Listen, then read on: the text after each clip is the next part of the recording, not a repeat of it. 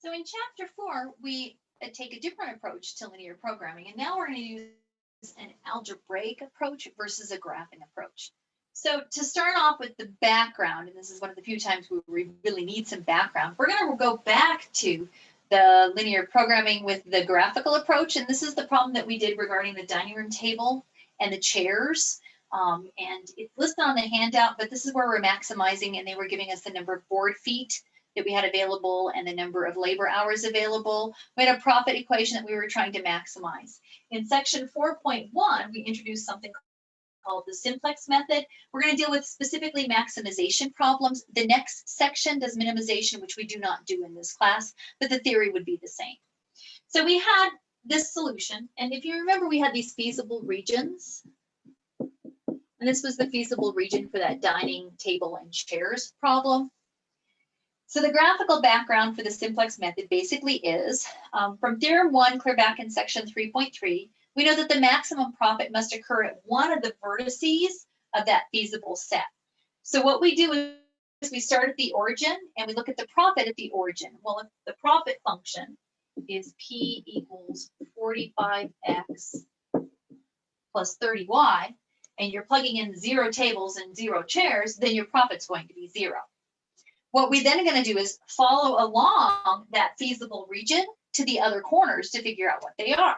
So to figure out which way we want to go, do we want to go out in the X direction to get to another corner, or should we go up in the Y direction to get to another corner? We're going to look at which variable has a bigger impact on the profit.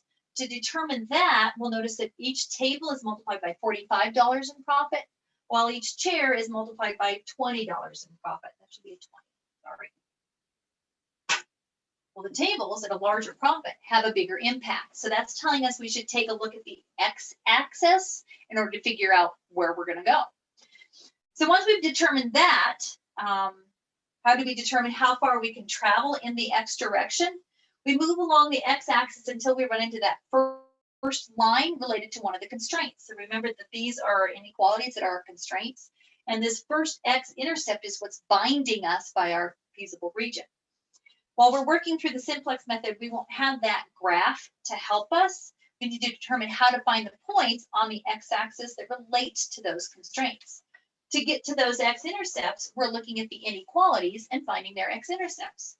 So for the first line, we had as a constraint 4x, 40x plus 16y was equal to 1600, 3200.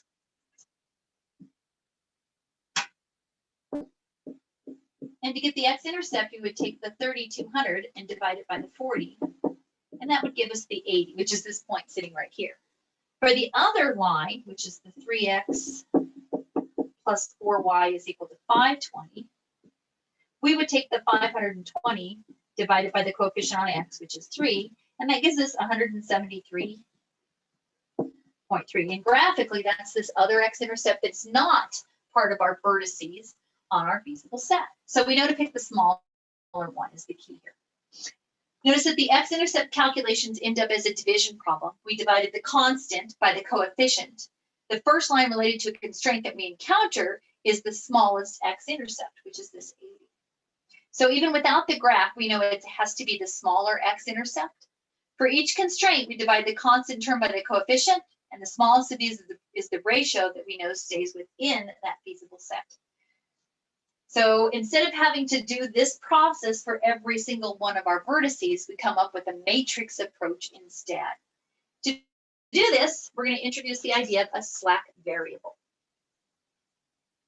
So the original, and I'm going to get rid of the graph because from here on out, we're no longer looking at those graphs. So we have this profit equation, and we also had as our constraints, the 40x plus the 16y is less than or equal to 3,200.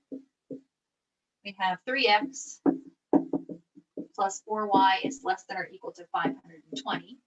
The other two constraints for the x and the y greater than or equal to 0. So to set this up, what we're going to do is, first of all, introduce something called the slack variable.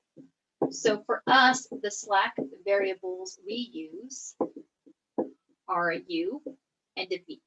So we'll use a u and a v as our slack variables. And we're going to add one of those into each of these inequalities.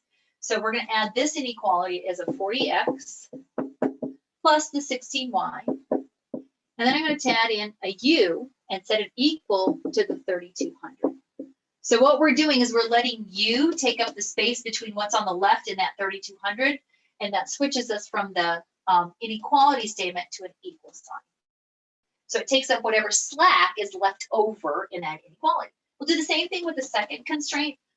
We'll do a 3x plus a 4y. This time we're going to be our slack variable of v and set it equal to 520. So that's how we switch from those inequalities to equal signs.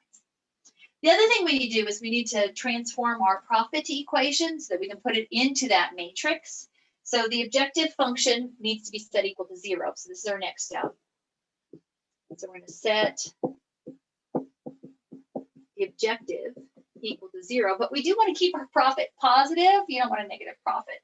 So to keep the profit positive, we're going to move the x and the y terms over next to the p. So that would give me a negative 45x minus the 20y plus p, and now it's equal to 0. We're trying to put everything into this x, y, number form to put it into our tableau.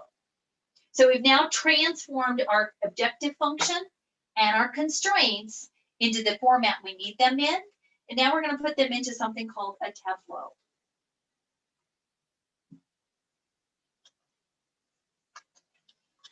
And the tableau is just a special form of a matrix. So for us, that tableau is going to look like the x column will have a y column, a u column, a v column, a p column, and then the last column over here is going to be our constant column. Let's make sure we understand where we're pulling things from.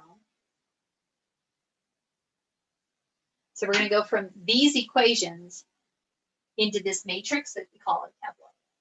So let's just pick up our first row that was a constraint. So that'll be the 40 on the x. We'll have a 16 on our y. We'll have one u, but this top equation has no v and it has no p. It does have the constant of 3200. So that equation is translated into this row. We'll pick up the second one is the 3 for the x, the 4 for the y, no u. We have a v, no p in this equation, but we do know that it's equal to 520. And so that becomes this equation. Then finally, the objective function, our profit, goes on the bottom.